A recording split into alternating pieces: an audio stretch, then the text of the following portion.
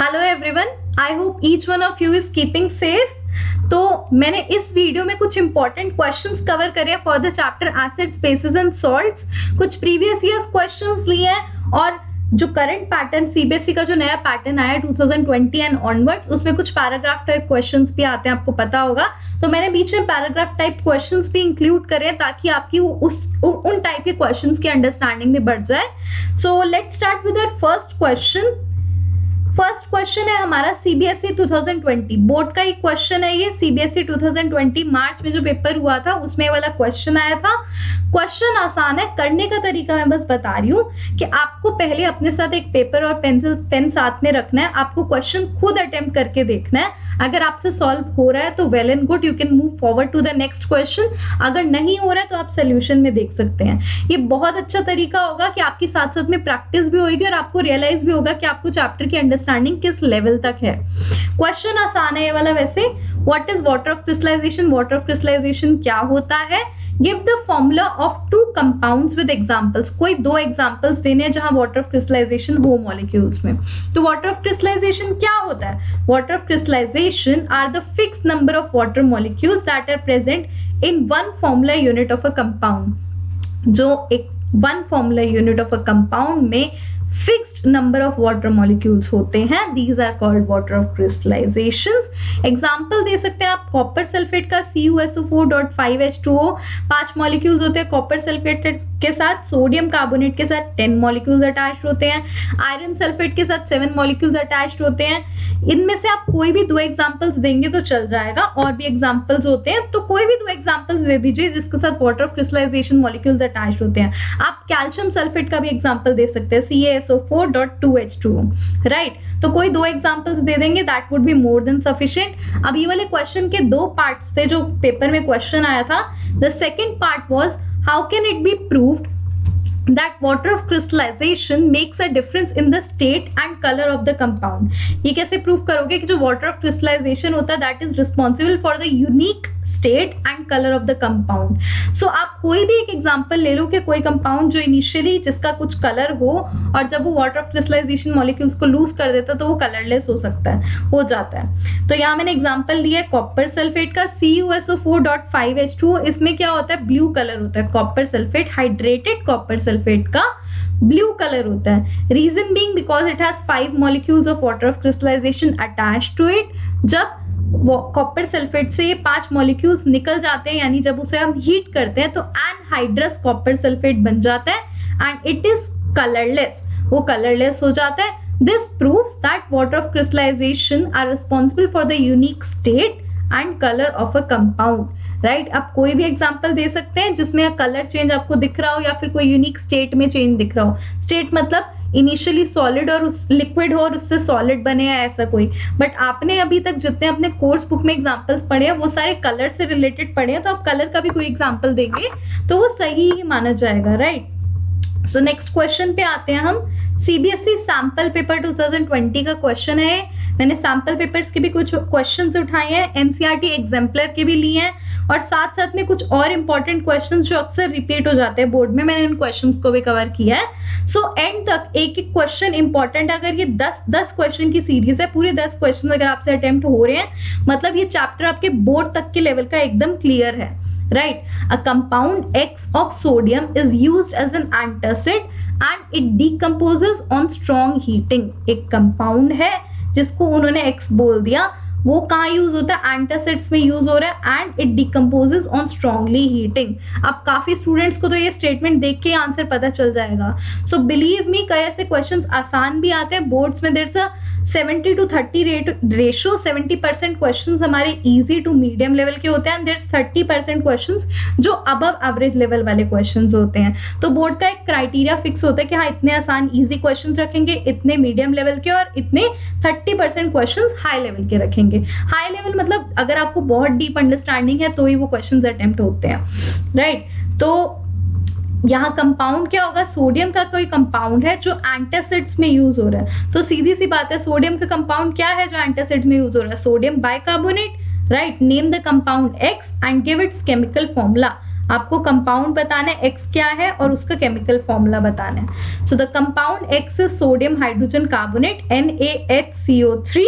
अब एक और चीज इंपॉर्टेंट है कि आप सोडियम हाइड्रोजन कार्बोनेट भी लिख सकते हो, सोडियम हाइड्रोकार्बोनेट भी लिख सकते हो, वो भी सेम चीज है।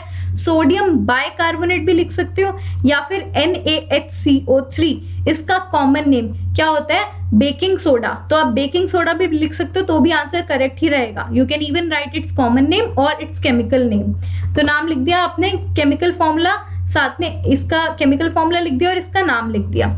What is write the balanced equation to represent the decomposition of X। आपको पता है सोडियम बाइकार्बोनेट NaHCO3 जब डिकम्पोज होता है तो क्या बनता है, सोडियम कार्बोनेट बनता है। तो इक्वेशन होगी हमारी NaHCO3 gives Na2CO3 plus H2O plus CO2। अब एक चीज इंपॉर्टेंट है इस इक्वेशन में, ये बैलेंसिंग अगर नहीं होगी तो हाफ मार्क्स बैलेंसिंग का कटता है, अगर बैलेंसिंग नहीं होती, बैलेंस इक्वेशन में बैलेंसिंग नहीं होती तो सो इस चीज का ध्यान रखना।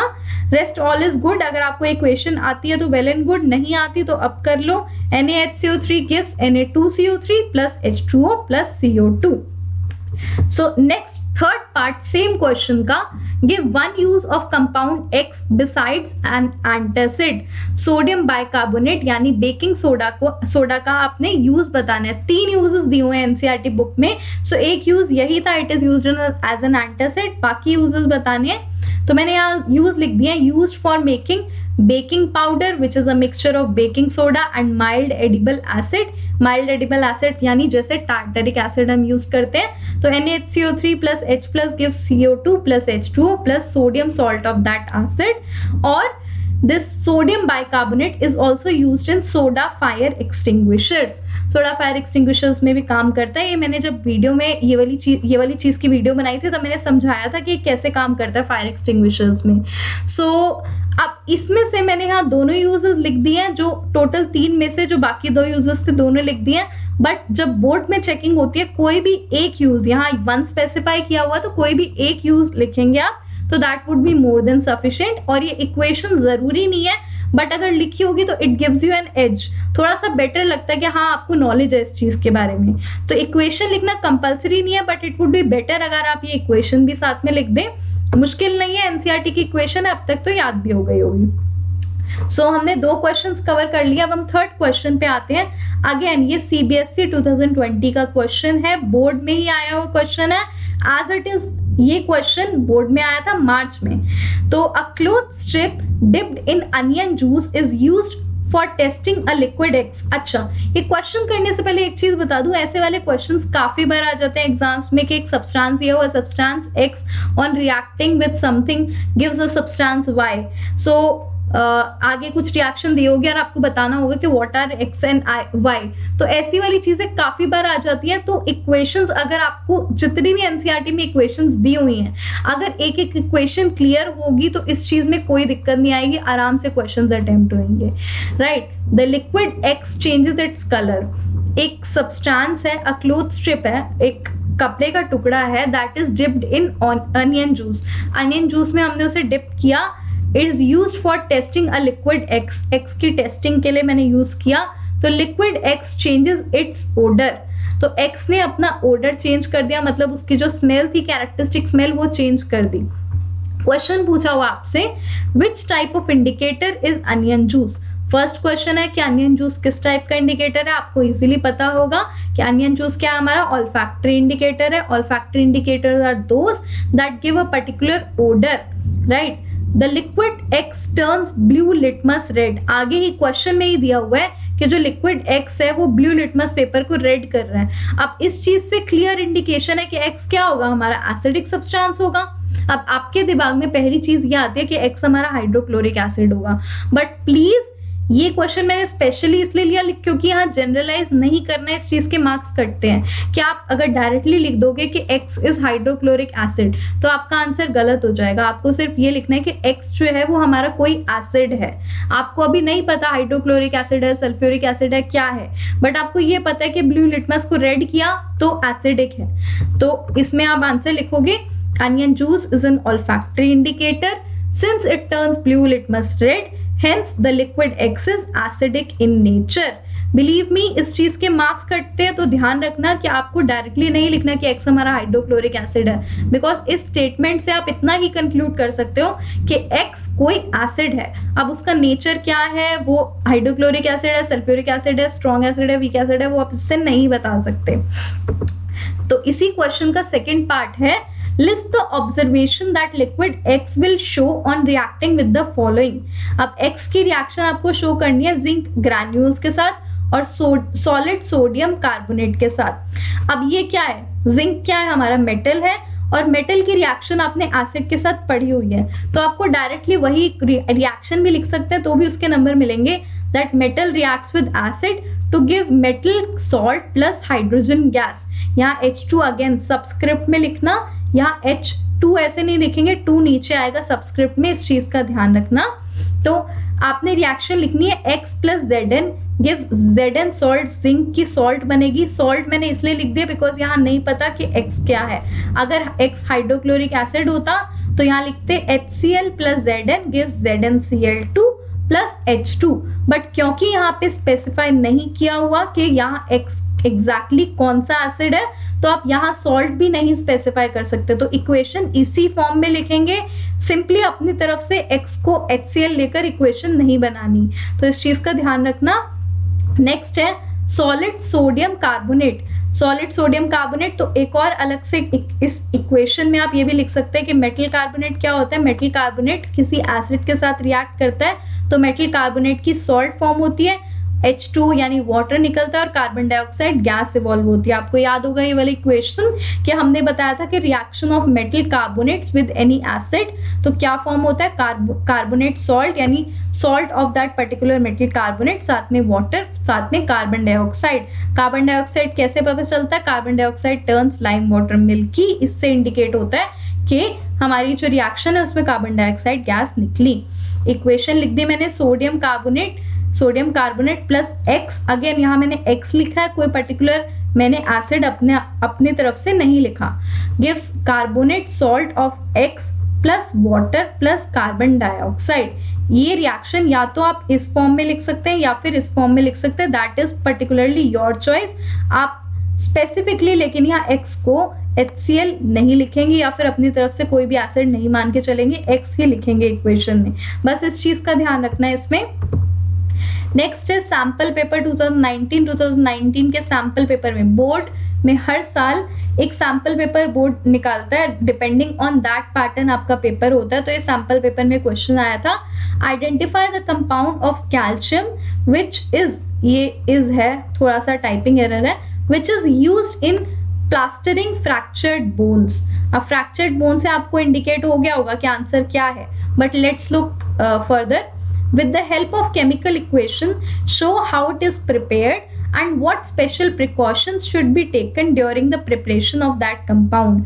आपको ये बताना है कि ये कैल्शियम का जो कंपाउंड फॉर्म हुआ that is used in fracturing bones, ये प्रिपेयर कैसे होता है और इसको प्रिपेयर करते वक्त प्रिकॉशंस का क्या ध्यान रखना होता है। सो आपको क्या लगता है इसका आंसर क्या होगा, कैल्शियम का क्या कंपाउंड होता है, CaSO4.12H2O, plaster of Paris compound होता है।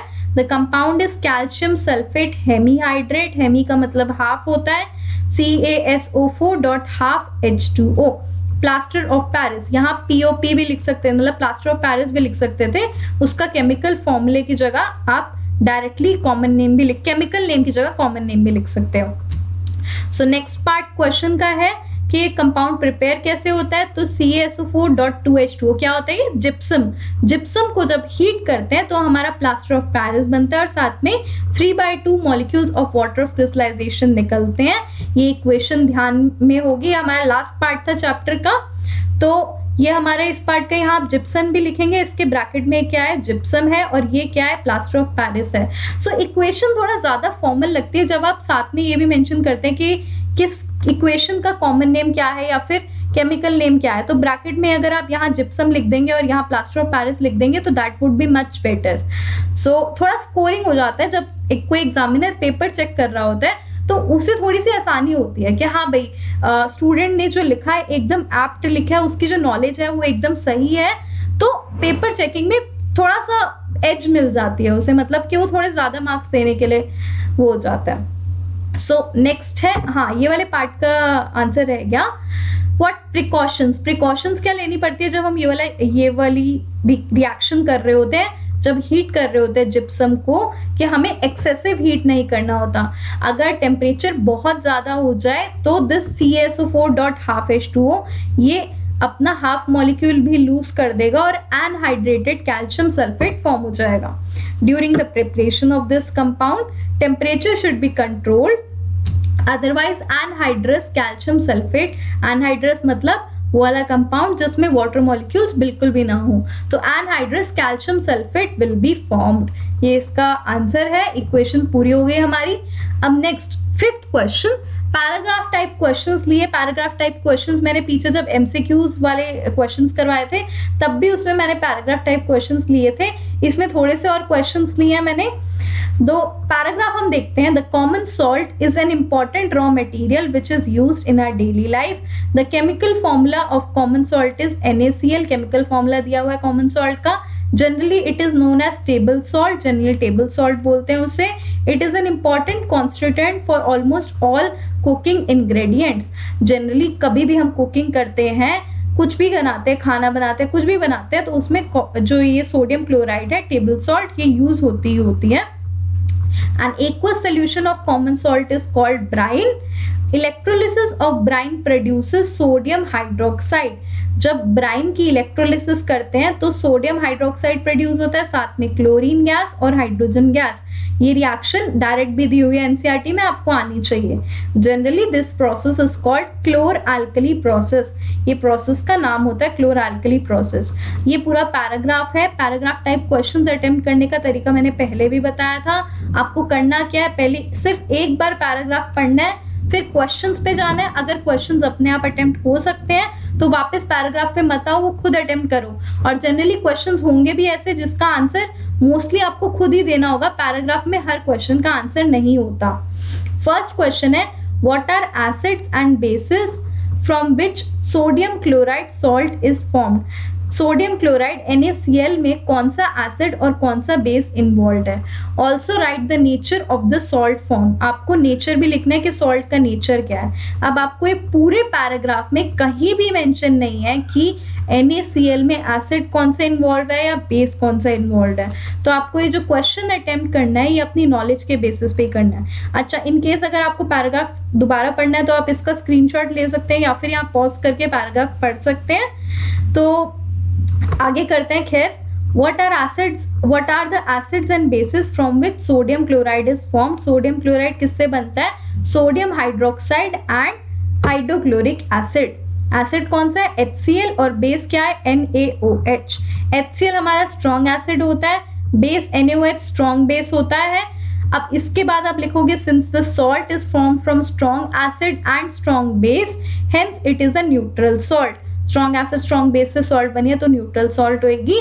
ये अटेम्प्ट करने का तरीका ऐसे ही रहेगा। This is the best way to attempt the question. अगर ऐसा कोई भी क्वेश्चन आता है कि एक पर्टिकुलर सॉल्ट दी हुई है और उसमें बताना है कि एसिड कौन सा है और बेस कौन सा है, तो ये बेस्ट तरीका होता है कि आप एसिड लिखें, फिर बताएं कि स्ट्रॉन्ग एसिड है कि वीक, फिर बेस लिखें, फिर ये बताएं कि वीक बेस है या स्ट्रॉन्ग बेस, फिर उसके बाद लिखें कि क्योंकि ये स्ट्रॉन्ग एसिड स्ट्रॉन्ग बेस या जो भी है, वीक एसिड वीक बेस, उसके अकॉर्डिंग उसका नेचर क्या होगा। सो इसमें ही ये फर्स्ट पार्ट था क्वेश्चन का। Generally paragraph type question 5 marks का आता है। 3 पार्ट्स होते हैं इस क्वेश्चन में। सेकेंड पार्ट है, what are the uses of the various products of chlor-alkali process। तो chlor-alkali process, अब अगेन chlor-alkali process में सिर्फ इतने इस पैराग्राफ में मेंशन्ड है कि chlor-alkali process में प्रोडक्ट्स होते हैं सोडियम हाइड्रोक्साइड, 1 सेकेंड, हाँ, तो यहाँ सिर्फ इतना मेंशन है कि क्लोर अल्कली प्रोसेस में 3 प्रोडक्ट्स होते हैं, sodium hydroxide, chlorine gas and hydrogen gas, और कुछ मेंशन नहीं है। सो अगेन ये क्वेश्चन आपको अपनी नॉलेज से अटेम्प्ट करना है। What are the various products of chlor alkali process and what are its uses. 3 product, sodium hydroxide, chlorine और हाइड्रोजन। सोडियम हाइड्रोक्साइड की यूज दी हुए हैं। It is used in the manufacturing of paper या फिर soaps industries और detergents, और making rayon and artificial textile fibres. Fibre industry में भी यूज होता है, डिटर्जेंट्स में भी, सोप्स में भी और पेपर इंडस्ट्री में भी। आपको यहाँ पे यूज 2 लिखने होंगे और 2 यूजेस सफिशिएंट होंगे। तो यहाँ मैंने 3 यूजेस लिखे हैं। सो बेसिकली 2 यूजेस पूछे जाते हैं आपसे, कोई भी चीज दी होती है तो 2 यूजेस पूछे जाते हैं। So to be on a safer side 3 लिख दोगे तो भी गलत नहीं होगा, एक्स्ट्रा लिखने के नंबर नहीं कटते। बट हाँ, वो गलत, अगर आपको एक्स्ट्रा नॉलेज है और उसमें से कुछ गलत हो गया, कुछ गलत है, तो उसके नंबर कटते हैं। बट अगर आप श्योर हो कि आपके तीनों पॉइंट सही हैं, तो आप 2 की जगह 3 भी लिखा होगे तो that won't reduce your marks in the exam. Instead examiner को लगेगा कि हाँ, स्टूडेंट को आता है। सो यहाँ नेक्स्ट क्लोरीन के यूजेस दिए हुए हैं। Chlorine gas, it is used in the production of bleaching powder, bleaching powder के प्रोडक्शन में यूज होता है। या फिर it is used in the production of hydrochloric acid, या फिर it is used in making PVCs. PVCs होता है पॉलीविनाइल क्लोराइड, जो सबसे कॉमन प्लास्टिक की फॉर्म होती है polyvinyl chloride, that is PVC. या फिर पेस्टिसाइड्स, जो पेस्ट भगाने के लिए फार्मर्स यूज करते हैं अपनी क्रॉप्स में, अपने फील्ड में, वो होते हैं पेस्टिसाइड्स। पेस्टिसाइड्स का एग्जांपल दिया हुआ है साथ में, क्लोरोफ्लोरोकार्बन्स और क्लोरोफॉर्म या फिर कार्बन टेट्राक्लोराइड। कार्बन टेट्राक्लोराइड होता है हमारा CCl4। आप आगे पढ़ेंगे ये वाला, तो do not worry about it. या फिर पेंट्स में भी यूज होता है। सो इनमें से कोई भी एप्लीकेशन लिख सकते हैं आप, 2 या 3 एप्लीकेशन मोर देन सफिशिएंट होंगी। नेक्स्ट है यूजेस ऑफ हाइड्रोजन। हाइड्रोजन के use, it is used as a fuel for rockets. Rocket, hydrogen को रॉकेट फ्यूल भी बोलते हैं। कभी कभार ये ऑब्जेक्टिव टाइप में क्वेश्चन आ जाता है, व्हाट इज रॉकेट फ्यूल, तो उसमें आंसर हाइड्रोजन होता है। ये मैंने कहीं क्वेश्चन देखा था, बोर्ड्स में नहीं बट जनरली कॉम्पिटिटिव में ऐसे क्वेश्चन आ जाते हैं। It is used for making ammonia in fertilisers. Ammonia जब बनना होता है, अमोनिया होता है NH3 या फिर NH4OH, अमोनियम हाइड्रोक्साइड, तो उसको बनाने के लिए भी हाइड्रोजन गैस का यूज होता है। सो डिटेल में नहीं जाना है, आपको सिर्फ उतना करना है जो एनसीईआरटी बुक में मेंशन्ड हो। तीनों के यूजेस बता दिए मैंने, तीनों प्रोडक्ट्स के। अब इसी का पैराग्राफ टाइप क्वेश्चन का ही थर्ड पार्ट है, during electrolysis of sodium chloride which gas is formed at the anode and which gas is collected at the cathode। तो अब ये लर्न करने के लिए मैंने समझाया था कि जब इलेक्ट्रोलिसिस रिएक्शन हो रही होती है, इलेक्ट्रोलिसिस हमारे फर्स्ट चैप्टर में भी है रिएक्शन, तो ध्यान रखना कि इलेक्ट्रोलिसिस रिएक्शन इंपॉर्टेंट है, उसे छोड़ के नहीं जाना। इलेक्ट्रोलिसिस नहीं समझ आई तो मेरी पुरानी वीडियोस देख सकते हो, उसमें मैंने बताया था याद करने का तरीका, C for cathode and C for cation. तो जनरली जो कैटायन होता है वो कैथोड पे, जो कैटायन होता है वो कैथोड पे आता है, और जो एनायन होता है वो एनोड पे आता है। ए से एनायन, ए से एनोड, ऐसे याद करने को बोला था मैंने। तो क्लोरीन गैस, अगर क्लोरीन का आप आयन बनाओगे तो Cl माइनस फॉर्म होता है, यानी एनायन फॉर्म होता है। तो एनायन है तो किस पे जाएगा, एनोड पे। और हाइड्रोजन गैस का अगर आप आयन फॉर्म करते हो तो जनरली H+ फॉर्म होता है।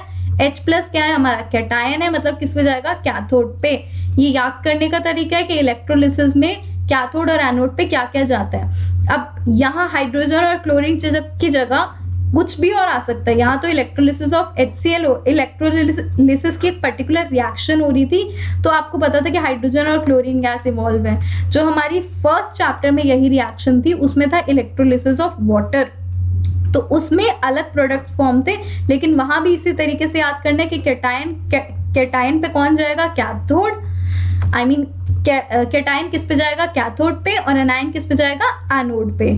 सो आई होप आपको ये चीज क्लियर हो। नेक्स्ट इज CBSE 2019 का। अब ये ध्यान रखना, NCERT एग्जाम्पलर क्वेश्चंस बहुत इंपॉर्टेंट होते हैं, ये अक्सर एग्जाम में रिपीट होते हैं, मैंने पहले भी बताई थी ये बात। अब ये जो क्वेश्चन है ये NCERT एग्जाम्पलर का क्वेश्चन है, और यही क्वेश्चन बोर्ड के पेपर CBSE 2019 के पेपर में आया हुआ है क्वेश्चन। सो NCERT एग्जाम्पलर क्वेश्चंस अगर आपको कोई भी बुक से करने को मिलते हैं जहां उसके आंसर्स हो, तो जरूर करना, ये वाले क्वेश्चंस मिस आउट मत करना। तो क्वेश्चन है हमारा, salt A is commonly used in bakery products on heating, gets converted into another salt B which itself is used for the removal of hardness of water and a gas C is evolved। तो अब मैंने पहले भी बताया हुआ है कि अक्सर ऐसे क्वेश्चन आ जाते हैं ABC करके, कोई रिएक्शन दी होगी, आपको बताना होगा कि ABC क्या है, या फिर XYZ करके कुछ दिया होगा। तो आपको बस अगर रिएक्शंस अच्छे से आती हैं तो आप ऐसे वाले क्वेश्चंस बहुत इजीली अटेम्प्ट कर सकते हैं। तो क्वेश्चन कह रहा है कि एक सॉल्ट है वो बेकरी प्रोडक्ट्स में यूज होता है, यानी बेकिंग में यूज होती है। And on heating it is converted into another salt B which itself is used for the removal of hardness of water। यानी जो बी सॉल्ट है वो यूज हो रही है परमानेंट हार्डनेस या हार्डनेस ऑफ वाटर को रिमूव करने के लिए, और उसके साथ साथ में सी गैस भी इवॉल्व होती है, सी गैस भी निकलती है। जब ए को हीट करते हैं तो बी फॉर्म होता है और उसके साथ सी गैस फॉर्म होती है। The gas C passes through lime water and turns it milky. अब इस चीज से बहुत क्लियर होगा कि सी क्या है, हमारा कार्बन डाइऑक्साइड है। तो रिएक्शन क्या होगी, ए एक सॉल्ट है, उसको हीट करने पे बी फॉर्म होता है और साथ में सी गैस इवॉल्व होती है। तो रिएक्शन होगी हमारी, ए क्या है, सोडियम हाइड्रोजन कार्बोनेट या फिर बेकिंग पाउडर, कुछ भी लिख सकते हैं आप। जो और जब NaHCO3 को हीट करते हैं तो सोडियम कार्बोनेट फॉर्म होता है, साथ में वाटर और साथ में कार्बन डाइऑक्साइड। अब ये रिएक्शन हमने पहले भी करी है, पिछले थोड़े क्वेश्चंस पहले भी यही रिएक्शन आई थी, बट आपको दिख रहा होगा कि क्वेश्चन की फॉर्म एकदम अलग है। अब क्वेश्चन की सेंस चेंज करने से क्या होता है, जब ए बी सी के टर्म्स में अगर दिया हुआ है तो हमेशा कंफ्यूजन इसी में आती है कि ए क्या होगा, बी क्या होगा, सी क्या होगा। अगर सिंपली आपसे पूछा जाता है कि सोडियम हाइड्रोजन कार्बोनेट या बेकिंग सोडा को हीट करने से क्या फॉर्म होता, तो आप इजीली बता देते कि सोडियम कार्बोनेट साथ में वाटर साथ में कार्बन डाइऑक्साइड। लेकिन यहाँ ए बी सी करके पूछा हुआ है तो थोड़ा सा कंफ्यूजिंग हो जाता है। बट अगर आपको सारी रिएक्शंस आती है, अगेन आई एम सेइंग, अगर रिएक्शंस क्लियर है तो कोई प्रॉब्लम नहीं आएगी। I would insist more and more कि आप रिएक्शंस खुद लिखने की प्रैक्टिस कीजिए। 7th क्वेश्चन है, a gas X reacts with lime water and forms a compound Y which is used as a bleaching agent in chemical industry। अब bleaching agent जहां दिया हुआ है उसके बाद तो फिर आई गेस क्वेश्चन अपने आप ही क्लियर है। तो आपको यहाँ आइडेंटिफाई करना है, identify X and Y, give the chemical reaction involved. तो अब क्या है, X और Y क्या होगा, ब्लीचिंग एजेंट से आपको क्या पता चल रहा है कि Y क्या है, हमारा ब्लीचिंग पाउडर है। तो एक गैस है X जो रिएक्ट कर रही है लाइम वाटर के साथ। लाइम वाटर क्या होता है, CaOH होल ट्वाइस। तो कौन सी गैस है जो CaOH होल ट्वाइस के साथ रिएक्ट करती है और CaOCl2 फॉर्म करती है, गैस होगी हमारी क्लोरीन गैस, राइट। रिएक्शन ये रही, CaOH whole twice plus Cl2 gives CaOCl2 plus water. ये रिएक्शन जब मैंने करवाई थी तभी मैंने कहा था ये ब्लीचिंग पाउडर की रिएक्शन बहुत इंपॉर्टेंट है। इन वन फॉर्म और दी अदर ये रिएक्शन आपसे पूछी जा सकती है। सो इस फॉर्म में या तो इस फॉर्म का इस क्वेश्चन में या तो ऐसे पूछ लिया, या फिर आपसे घुमा के भी पूछ सकते थे कि how is bleaching powder formed, right the reaction involve, या फिर और कोई तीसरे तरीके से। सो द पॉइंट इज कि आपको रिएक्शन आनी चाहिए। फॉर्म क्वेश्चन का जो भी हो आप अटेम्प्ट कर सकते हैं, और यही गिने चुने क्वेश्चन होते हैं जो अक्सर एग्जाम में रिपीट हो जाते हैं। सो रिएक्शन ये है हमारी। नेक्स्ट है CBSE 2016 का क्वेश्चन है ये। जब CCE पैटर्न था तब ये क्वेश्चन आया था, बट डजंट मैटर, ये NCERT एग्जाम्पलर में भी आया हुआ है क्वेश्चन। तो देखते हैं, what happens when dilute hydrochloric acid is added to the following and write the chemical reaction involved. तो आपने देखना है हाइड्रोक्लोरिक एसिड की रिएक्शन ब्लीचिंग पाउडर के साथ, जिंक ग्रैन्यूल के साथ या फिर बेकिंग पाउडर के साथ। तीनों के साथ आपने रिएक्शन बतानी है कि हाइड्रोक्लोरिक एसिड की क्या रिएक्शन होती है। So on reacting with bleaching powder, calcium chloride and chlorine gases formed, CaOCl2 plus HCl gives CaCl2 plus H2O plus Cl2 as it is। Reaction याद करनी है। उसके बाद है जिंक ग्रैन्यूल के साथ क्या होता है, zinc granule Zn plus HCl gives ZnCl2। Metal reacts with acid to form metal chloride and hydrogen gas is evolved। ये हमने पहले भी देखा था, अभी मेटल और HCl मेटल और X जो कंपाउंड था उसकी रिएक्शन। थर्ड है on reacting with baking powder the following reaction takes place, NaHCO3 HCl के साथ। वही वाली रिएक्शन आपको दिख रहा होगा कि सेम रिएक्शंस वापस रिपीट हो रही हैं। वहां बस HCl नहीं था, आपने X करके रिएक्शन बताई थी कि X plus NaHCO3 gives the salt of that acid plus water plus carbon dioxide। Second या थर्ड क्वेश्चन था इसी वीडियो का। तो आपको दिख रहा होगा लिमिटेड ही रिएक्शंस है, बस क्वेश्चन पूछने का तरीका अलग अलग है। सो ये हमारी रिएक्शन रही। Next again paragraph type questions. Paragraph type question आपके 2 पैराग्राफ टाइप क्वेश्चन फिक्स होते हैं कि एग्जाम में आएंगे, जिसमें पिछली बार चॉइस थी, बट जरूरी नहीं है कि आपको चॉइस मिले। सो आपको इस तरीके से जाने कि आप पैराग्राफ टाइप क्वेश्चन सही तरीके से अटेम्प्ट कर सकें। उसके लिए आपको जरूरी नहीं है कि एक एक वर्ड पैराग्राफ में पढ़ा होना चाहिए। कई बार ऐसे होते हैं कि paragraph type question without even reading the paragraph हो जाते हैं, क्योंकि वो क्वेश्चंस की फॉर्म ऐसी होती है। बट रिस्क नहीं लेना है, एक बार पैराग्राफ पढ़ ही लेना। तो a scale used for measuring hydrogen ion concentration is called pH scale. The P stands for potence, which means power. On the pH scale, we can measure the pH generally from 0, that is very acidic, to 14, which is very alkaline. pH should be simply thought as a number which indicates the acid or basic strength of a solution. अब ये हमारा पूरा paragraph है। Based on the understanding of the above passage, answer the following questions.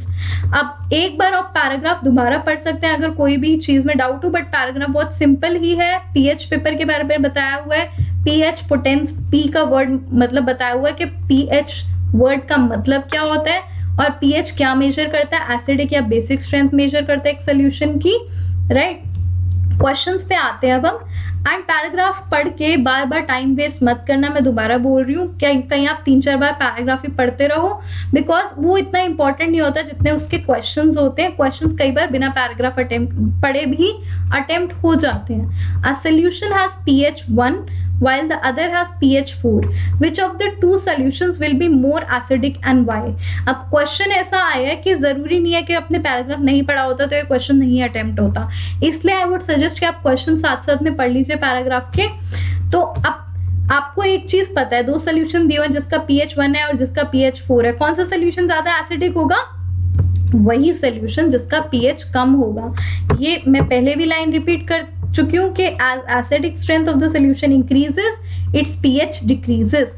या फिर जैसे H plus ions की strength increase होती है, as the H plus ion strength increases its pH decreases. Opposite होता है ऑर्डर। सो pH जिसकी कम होगी यानी pH 1 वाला solution will be more acidic, right. So ये इसका आंसर था।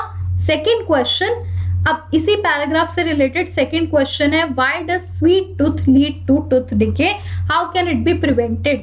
अब ये वाला क्वेश्चन अलग से भी किसी बोर्ड एग्जाम में पूछा था, या तो वो 2017 का पेपर था या 16 का, I don't remember, but as it is यही वाला क्वेश्चन आया हुआ है। सो इस क्वेश्चन का पैराग्राफ से भी कोई रिलेशन नहीं है, बट वो भी पीएच के बारे में है और ये भी पीएच से रिलेटेड क्वेश्चन है, तो इसलिए डाल दिया पैराग्राफ में।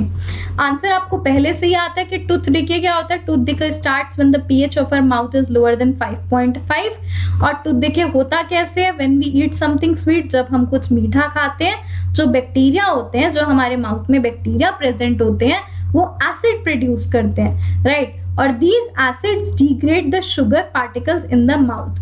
मैंने ये चीज पहले भी समझाई थी कि जब हम कोई भी स्वीट चीज खाते हैं या कुछ भी खाना भी खाते हैं, तो जो हमारे माउथ में बैक्टीरिया होते हैं, बैक्टीरिया का काम होता है कि ये वाले कुछ एसिड प्रोड्यूस करना, और वो वाले एसिड से क्या करते हैं, डाइजेशन में हेल्प करते हैं। उन फूड पार्टिकल्स को छोटे पार्टिकल्स में तोड़ना और उसको फर्दर डाइजेस्ट करना, उसमें हेल्प करते हैं। ऐसे ही अगर लॉन्ग टाइम तक आपके टीथ ऐसे रहते हैं कि आपने ब्रश नहीं किया और कुछ मीठा खाया हुआ है और काफी टाइम तक वो एसिड प्रोड्यूस होता रहेगा, तो एक्सेस वो एसिड जब प्रोड्यूस हो जाएगा तो आपके टीथ क्या होंगे, खराब होने लग जाएंगे। The tooth decay starts.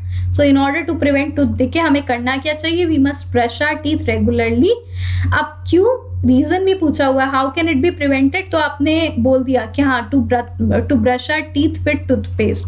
अब कभी कभार ये वाला क्वेश्चन भी आ सकता है कि व्हाई वी यूज टूथपेस्ट, या ऐसे करके भी कोई क्वेश्चन आ सकता है। जब मैंने 2016 या 17 जो भी पेपर देखा था, उसमें वो वाला क्वेश्चन भी पूछा हुआ था कि why we use toothpaste in such a case. तो उसका रीजन भी मैंने यहाँ लिख दिया है, because toothpaste are basic in nature. उसके अंदर जो बेसिक सब्सटेंस होता है, वो जो एक्सेस एसिड हमारे माउथ में चला गया, बैक्टीरिया ने जो एक्सेस एसिड प्रोड्यूस कर लिया हमारे माउथ में, उस एसिड को न्यूट्रलाइज कर देते हैं। सो इसीलिए हम टूथपेस्ट यूज करते हैं। सो यहाँ लिखा हुआ है, in order to prevent tooth decay we must brush our teeth regularly. क्यों करना चाहिए? Because as toothpaste are basic in nature, basic होते हैं नेचर में, and neutralise the excess acids produced by bacteria. जो बैक्टीरिया ने हमारे माउथ में एक्सेस ऑफ एसिड प्रोड्यूस किया, वो उसको न्यूट्रलाइज कर देते हैं। So that leads us to the third part of the question। 2 part हो गए। अब third part paragraph type question का ही।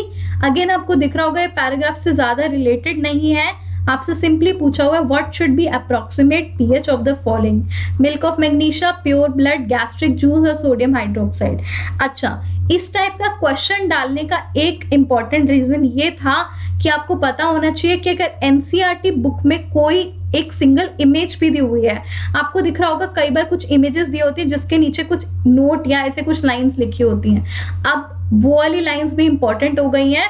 और बोर्ड से नोटिफिकेशन भी आई थी कि 2020 ऑनवर्ड्स जो येलो बॉक्सेस या कुछ बॉक्सेस जो अलग से बने होते हैं जिसको हम अक्सर इग्नोर कर देते हैं, उन बॉक्स में कुछ इंपॉर्टेंट या ऐसा कुछ लिखा होता है, तो उससे भी क्वेश्चंस पूछे जा सकते हैं। अभी जो क्वेश्चन है what should be approximate pH of the following, आपको याद होगा एनसीईआरटी बुक में एक डायग्राम दिया हुआ है जिसमें पीएच पेपर उसके अलग अलग कलर्स दिए हुए हैं और उसके नीचे एरो डाल के लिखा हुआ है ये सारे चीजों का नाम और उनकी पीएच स्ट्रेंथ क्या है, उनका पीएच वैल्यू क्या है। तो वहां से क्वेश्चन उठा हुआ है। मिल्क ऑफ मैग्नीशिया, अगेन मैंने एनसीईआरटी की वैल्यूज ही लिखी हुई है एग्जैक्ट, लेकिन आप थोड़ा बहुत अप्रोक्सीमेटली भी लिखेंगे तो आंसर गलत नहीं होगा।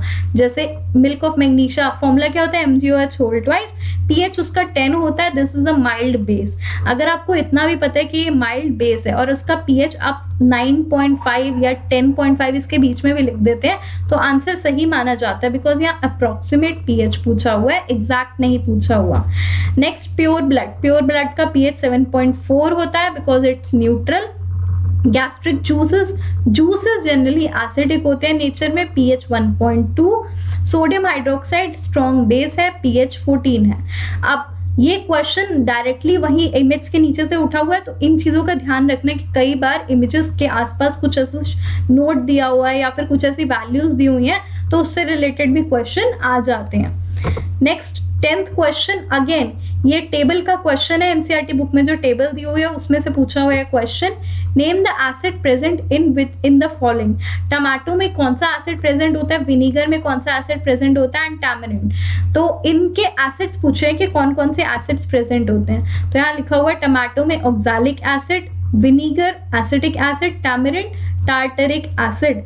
अब ऐसे क्वेश्चंस का ध्यान रखना कि अभी थोड़ा सा इन डेप्थ स्टडी करनी पड़ेगी आपको चैप्टर की, एक एक क्वेश्चन अगर सही से आपको अटेम्प्ट करना है तो। This was the last question for our video.